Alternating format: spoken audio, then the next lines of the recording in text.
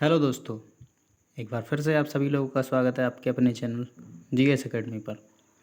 अभी हम previous year 2022 के पेपर देख रहे हैं। इससे पहले जो हमने देखा था 2022 का 15/10/2022 की जो फर्स्ट शिफ्ट थी उसका पेपर हमने किया था। पेपर नहीं, आंसर की है। इसमें केवल क्वेश्चन है और आंसर है।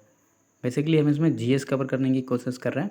हिंदी, इंग्लिश और मैथ हम इसमें नहीं कर रहे हैं। फिर भी हिंदी हम बता देते हैं, मैथ नहीं कर रहे हैं। मैथ के लिए जो डीआई है वो हम अलग से एक उसकी क्लास कर लेंगे, सीरीज चला देंगे, उसमें सारी सॉल्व करा दी जाएंगी। इसमें बेसिकली जो हम देखेंगे वो है हमारा जीएस। तो ये हमारा द्वितीय पाली का है। प्रथम पाली का इससे पहले कर चुके हैं। अगर नहीं देखा है आप लोगों ने तो जाके वीडियो में देख सकते हैं, उसमें है कराया हुआ। तो स्टार्ट करते हैं आज का अपना। इसमें पहला क्वेश्चन क्या था, देखिए पहला क्वेश्चन जो था इसमें 2022 की 15 तारीख को जो हुआ था द्वितीय पाली में, उसमें पंचतंत्र की कथाएं किसके द्वारा लिखी गई थी। तो इसका सही आंसर था विष्णु शर्मा। दूसरा था गौतम बुद्ध ने सारनाथ में अपना पहला उपदेश डैश में दिया था। तो धम्म चक्र प्रवर्तन मुद्रा में दिया था। ये इसका सही आंसर था। तीसरा कह रहा था निम्नलिखित में से किस शासक के दरबारी कवि हरिसेन थे। तो समुद्रगुप्त के दरबारी कवि थे। चौथा कह रहा था जजिया फिर से लगाने वाले मुगल शासक का नाम क्या था। तो फिर से, क्योंकि अकबर ने बंद कर दिया था जजिया कर दोबारा से औरंगजेब ने लगाया, इसलिए इसका सही आंसर औरंगजेब हो जाएगा। निम्नलिखित में से किसे अंग्रेजों द्वारा शुरू किए गए सबसे महत्वपूर्ण योगदानों में से एक माना जाता है। तो क्या था, रेलवे। पता हो कब चली थी, लॉर्ड डलहौजी के कार्यकाल में चली थी। ठीक है। क्वेश्चन नंबर 6 क्या कह रहा है, निम्नलिखित में से कौन सा 1857 के विद्रोह का परिणाम था। तो 1857 की जब क्रांति हुई उसके बाद जो ईस्ट इंडिया कंपनी थी उससे सारा जो शासन था छीन के ब्रिटिश क्राउन के हाथ में आ गया। जितनी भी व्यवस्था थी, प्रशासनिक, राजनीतिक जितनी भी थी, सारी ब्रिटिश क्राउन के अंडर में आ गई। ईस्ट इंडिया कंपनी से सारी शक्तियाँ छीन ली गई। ठीक है, तो वही इसका आंसर था। क्वेश्चन नंबर 7, 1930 में महात्मा गांधी द्वारा सविनय अवज्ञा आंदोलन शुरू करने का जो कारण था वो क्या था। तो नमक कानून तोड़ने के लिए दांडी मार्च करना इसका मुख्य कारण था। क्वेश्चन नंबर 8 क्या कह रहा था, निम्नलिखित में से कौन स्वतंत्र भारत का प्रथम गवर्नर जनरल था। तो सी राजगोपालाचारी इसका सही आंसर हो जाएगा। निम्नलिखित में से किस अधिनियम द्वारा बर्मा को भारत से अलग किया गया था। तो सभी को पता होगा, भारत सरकार अधिनियम 1935 के द्वारा बर्मा को भारत से अलग कर दिया गया। भारत सरकार अधिनियम 1935 के द्वारा हमारे जो आर्टिकल आज हैं 395, इसमें करीब 250 प्लस बिल्कुल सेम टू सेम भारत सरकार अधिनियम 1935 से उठा लिए गए। तो ये बहुत इम्पोर्टेंट है। क्वेश्चन नंबर 10 क्या था, भारत को ब्रिटिश नियंत्रण से मुक्त करने के लिए भारतीय राष्ट्रीय सेना आईएनए का गठन किसने किया था। तो नेताजी सुभाष चंद्र बोस ने किया था। क्वेश्चन नंबर 11 कह रहा था निम्नलिखित में से कौन पृथ्वी का सबसे बड़ा अंतःस्थलीय जल निकाय है। तो कैस्पियन सागर इसका सही आंसर हो जाएगा। क्वेश्चन नंबर 12 देखते हैं। क्वेश्चन नंबर 12 कह रहा था सामान्य वर्षा में अचानक वृद्धि हो जाती है और कई दिनों तक लगातार जारी रहती है, इसे मानसून का कहा जाता है। मानसून का क्या कहा जाता है। तो इसे प्रस्फोट, फटना कहते हैं।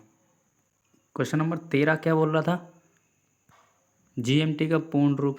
देखिए जो कल हमने पेपर देखा था इससे पहले, उसमें पूछा था भारत का समय जीएमटी से कितना आगे या पीछे, और इसमें जीएमटी की फुल फॉर्म पूछ ली। इसके बाद जो आया था उसमें उन्होंने पूछा कि विश्व को कितने समय क्षेत्रों में बांटा गया है। तो 24 उसका आंसर था। तो ये देखिए एक टॉपिक से क्वेश्चन आया था चारों शिफ्ट में।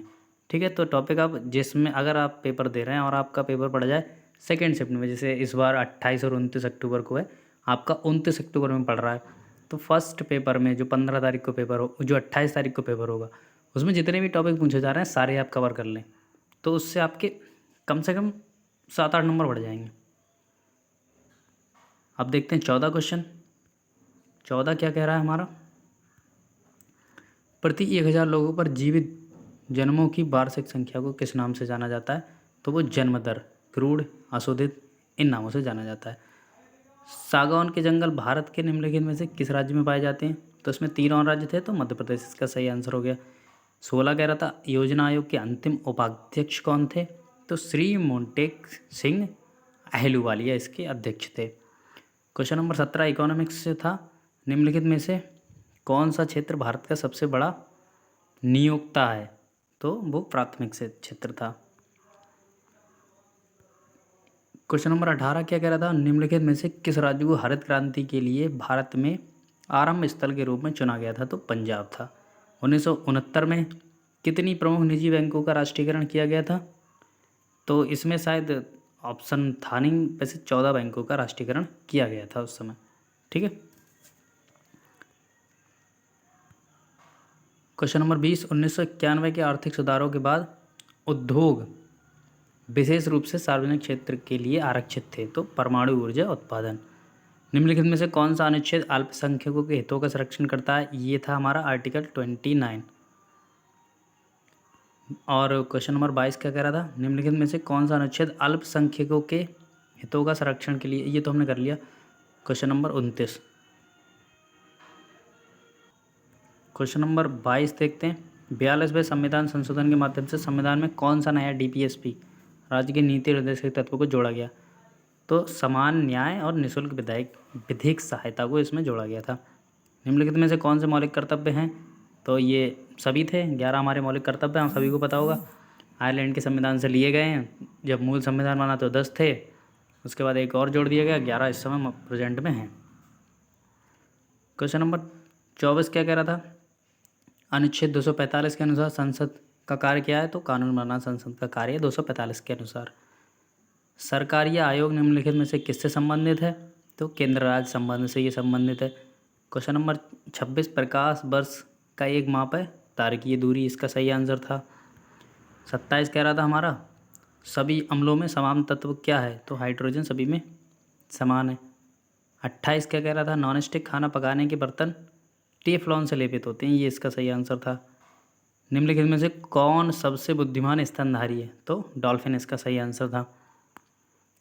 क्वेश्चन नंबर 30 पौधों का विकास किससे प्रभावित होता है? तो प्रकाश की गुणवत्ता, मात्रा, अवधि, तीनों इसमें सही हो जाएंगे। इसके बाद आ जाते हैं हमारे मैथ। तो ये कुछ संख्याएं दी गई थी, इनमें पूछा था कौन सबसे बड़ा है, तो इसमें 11/13 इसका सही आंसर था। और ये क्वेश्चन दिया गया था 2.1 का होल क्यूब प्लस 5.8 का होल क्यूब, तो इसका सही आंसर आ रहा था 7.9। इसी प्रकार से ये थोड़ा परसेंटेज का एक क्वेश्चन था।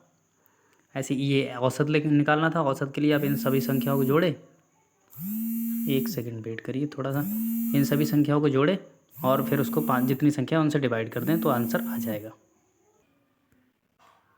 इसके बाद अगला क्वेश्चन था 35, इसको भी आप सॉल्व कर लेंगे, आंसर आ जाएगा।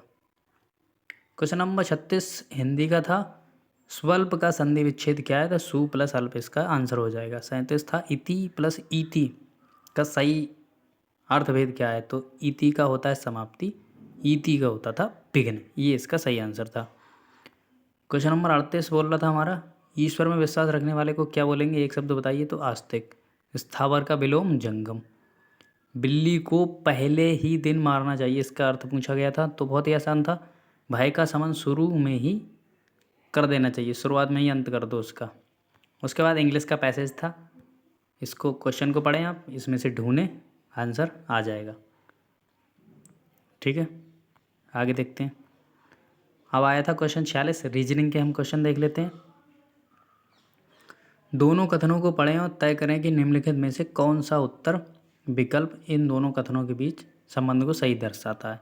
तो क्या था कथन, लैपटॉप निर्माता कंपनियों ने हाल ही में लैपटॉपों की कीमतों में वृद्धि कर दी है। दूसरा था, सरकार ने हाल ही में लैपटॉपों पर शुल्क बढ़ाया है। तो जब लैपटॉप पर शुल्क बढ़ेगा तो लैपटॉप निर्माता कंपनी उस पर वृद्धि करेंगी भाई, तो अपने रेट बढ़ाएंगी, तब वो भी तो कहीं से अपना मुनाफा करेंगी। तो इसलिए इसका जो सही आंसर होगा, जो दूसरा है वो इसका कारण है और पहला इसका परिणाम या प्रभाव है। ठीक है, तो इसका सही आंसर हो जाएगा। क्वेश्चन नंबर 47 जो था वो ब्लड रिलेशन से था। क्या था, एक तस्वीर की ओर इशारा करते हुए ए ने अपने दोस्त से कहा, क्या बोला उसने? इसके लिए आप डायग्राम बना लें।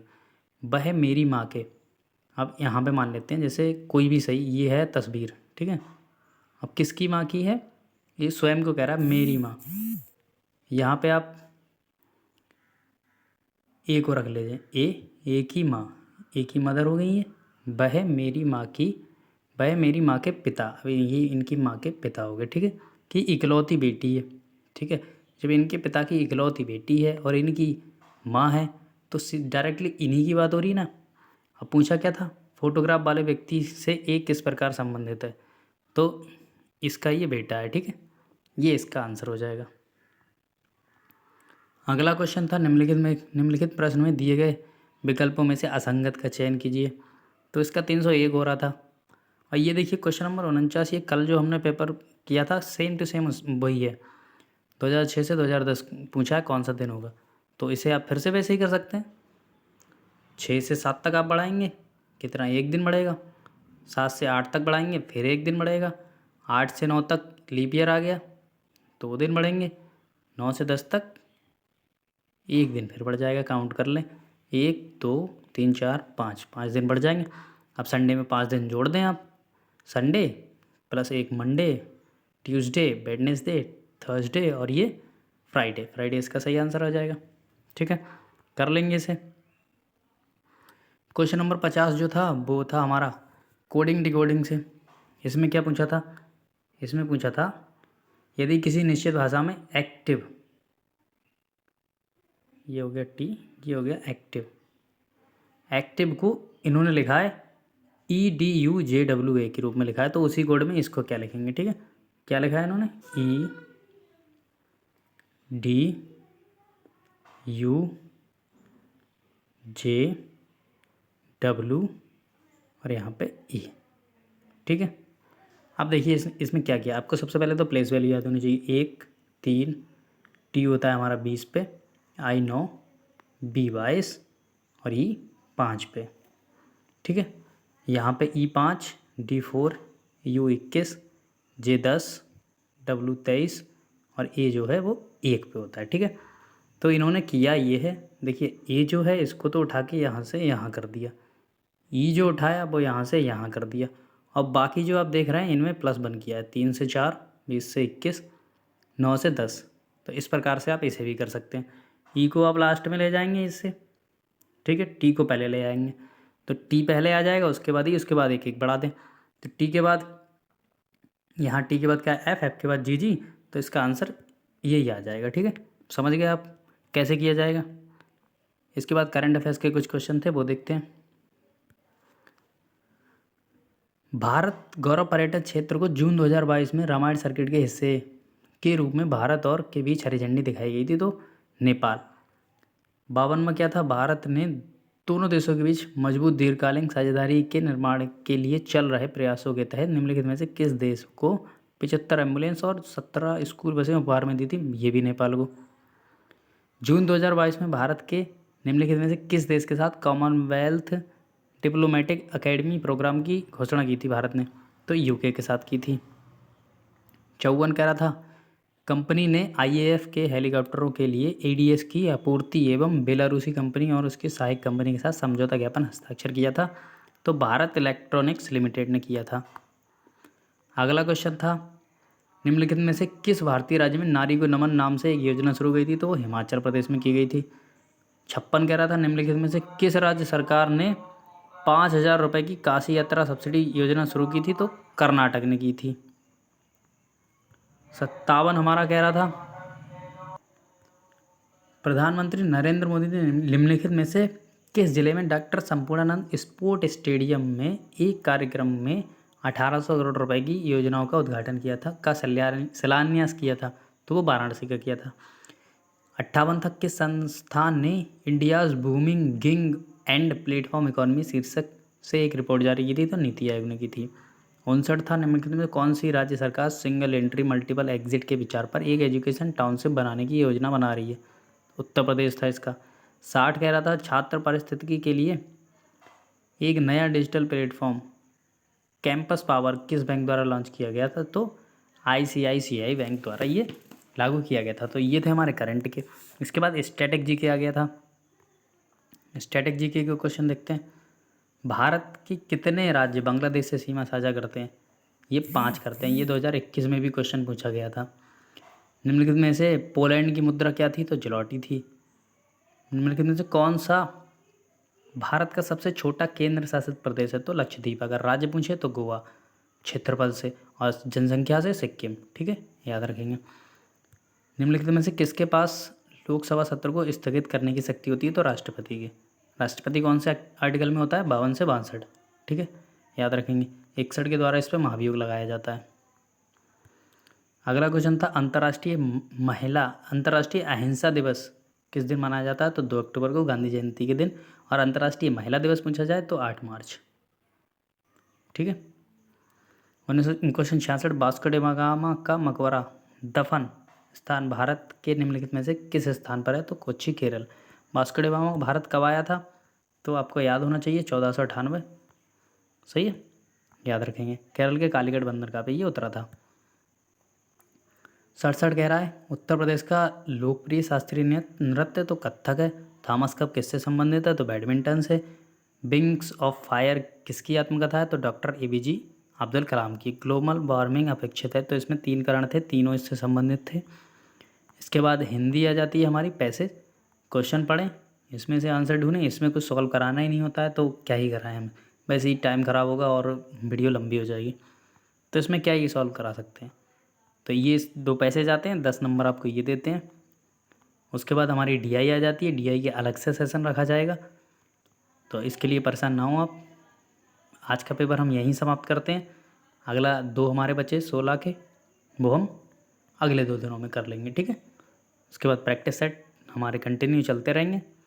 और टॉपिक अगर आपने नहीं किए हैं तो टॉपिक वाइज सारी क्लासेस पढ़ी हुई हैं पैड के लिए, वो आप देख लें। ठीक है, मिलते हैं नेक्स्ट वीडियो में। तब तक के लिए बाय, पढ़ते रहें।